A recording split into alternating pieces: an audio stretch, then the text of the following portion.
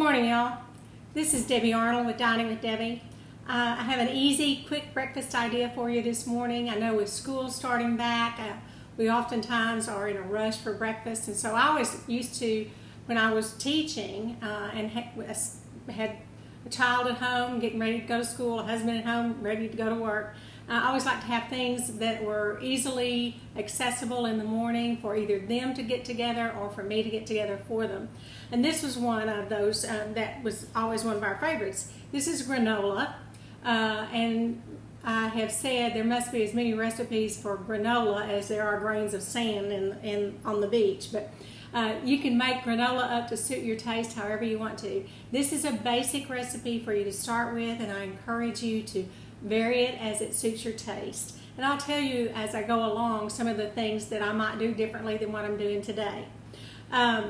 I use granola not only as a topping for yogurt. Occasionally I'll use it just to eat as a cereal, but oftentimes I'll use it on top of a crumble, like a blueberry crumble or a peach crumble, as that topping. I've even been known to use it as the topping to form a streusel topping on muffins and that sort of thing. So there's all kinds of ways that you can go about using it. Oftentimes we like to take it even in a little baggie as a snack when we go hiking. But it's just up to you, however you want to fix it and whatever ingredients you want to combine in it.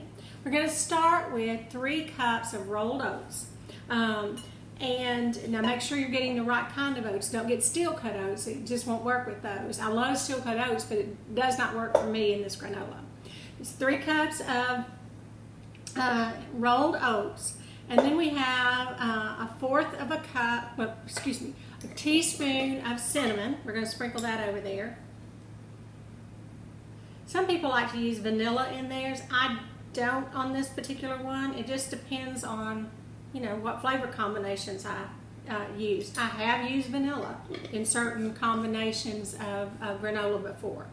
So a teaspoon of cinnamon, and then we're going to have just slightly less than a half teaspoon of kosher salt. And I've told you before, one of the reasons I like to use kosher salt is it does not have the impurities that are often found in table salt. You could certainly use table salt. You might want to be careful about the amount that you use.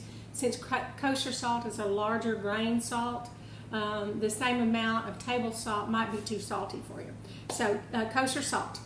And I'm going to stir that in together. Next I'm going to add a cup. This is a mixture of freeze-dried blueberries and dried cranberries. I like to use the freeze-dried because they're not sweetened like the dried fruits that you often find in the grocery store. I like to cut down on the sweetness because we are going to use maple syrup to help sweeten this. So I have a half a cup about freeze-dried blueberries and cranberries. I happen to like those. If you prefer raisins, use raisins. I also happen to like chopped up apricots in this. But there again, you're adding that extra sweetness in there. If you have dried apples, they're great. Dried peaches are great. I certainly wouldn't use fresh fruit to make this at this point in time. And if you don't like any of those, just leave them out. That's up to you. All right, the next thing I'm going to do is I'm going to add in probably about 2 cups, and it's a mixture of nuts. I would have pecans and walnuts and sliced almonds in here. You could use all of one or a mixture, however that suits you. Sometimes I'll add in pumpkin seeds. Or any nuts that I might happen to have on hand. Black walnuts are delicious, but they're so expensive, and I don't have a source for them locally. But I keep a jar of just odds and ends of nuts that when I'm cooking, and if I have a little extra left over, I just put them in that jar, and then I keep them in the refrigerator. All right, so I'm adding in those nuts, and I'm going to stir those in. I happen to like a lot of nuts. If you don't put them in. This is your granola. You're making it to suit your taste. Okay.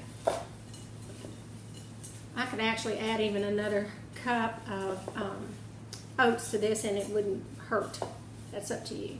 All right, so we have our dry ingredients here except for our brown sugar, and we have a 1/4 cup. I like to use dark brown sugar.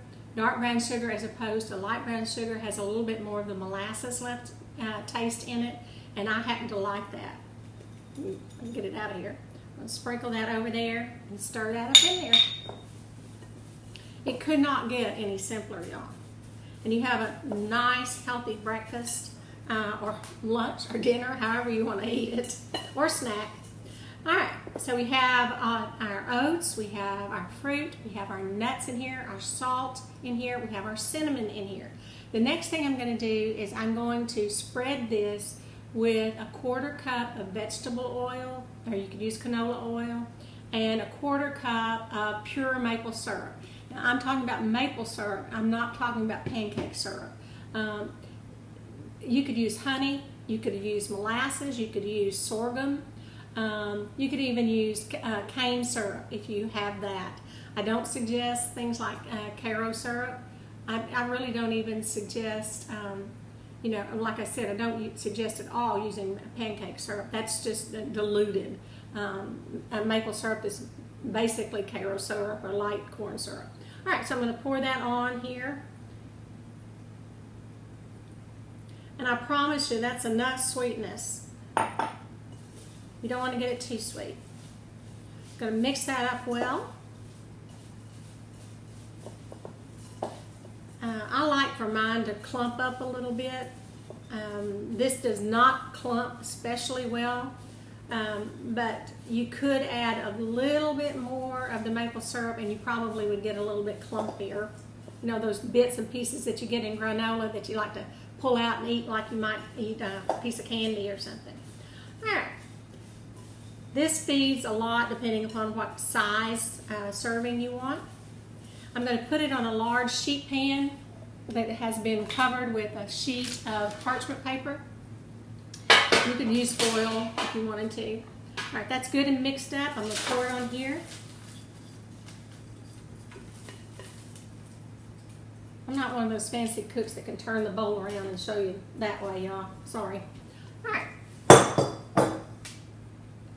So we have our granola, and it is important to use a large sheet pan. If you don't have one large one, spread it out among a couple of smaller ones.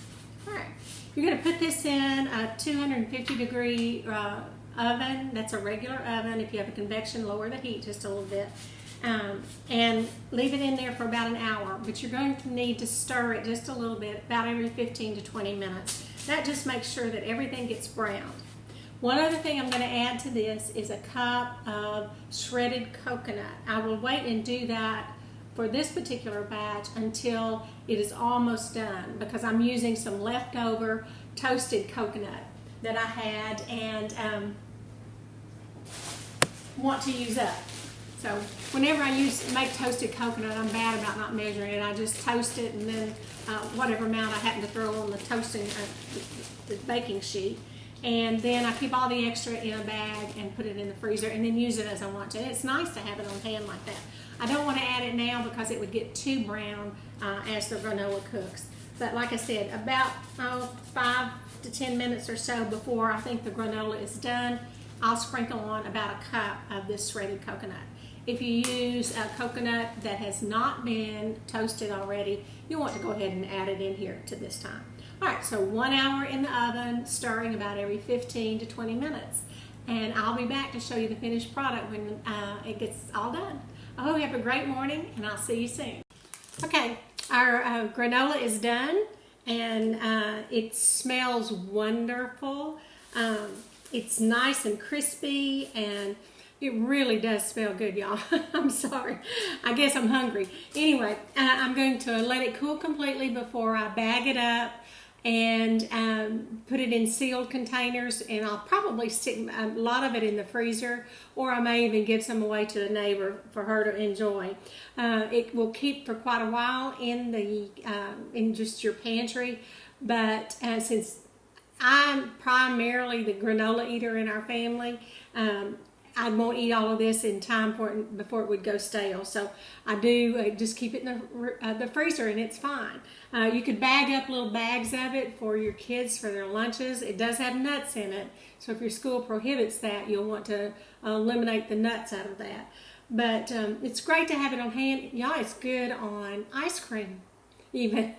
Not that I'm necessarily encouraging to eat a whole lot more ice cream, as if we needed that, but it really is good on so many different things. Like I said, I use it lots of times on crumbles, blueberry crumble. I'm looking at making a pear crumble later this week, with some fresh pears that I have on hand. It's also very good on peach crumble or any kind of cobbler type pie. Very good. But anyway, any way that you might enjoy granola, I know that you're going to enjoy this one. And again, I will give you the full recipe on my blog. That's diningwithdebbie.net. I hope you get a chance to make this. Keep it in your pantry and have it handy. It's so much cheaper to do it this way than it is to buy it in the grocery store. And I promise it doesn't take any time to put it together. You saw how quickly it came together for me earlier. Hope you have a great day and enjoy this beautiful weather. And be sure to come back and see me often. And let me know if there's something that you'd like to see me cook. I'll be glad to try to accommodate that. In the meantime, look over my blog and see if there are any recipes on there that you'd like to see me do for you. Thanks a lot, and I appreciate you being here. I'll see you soon.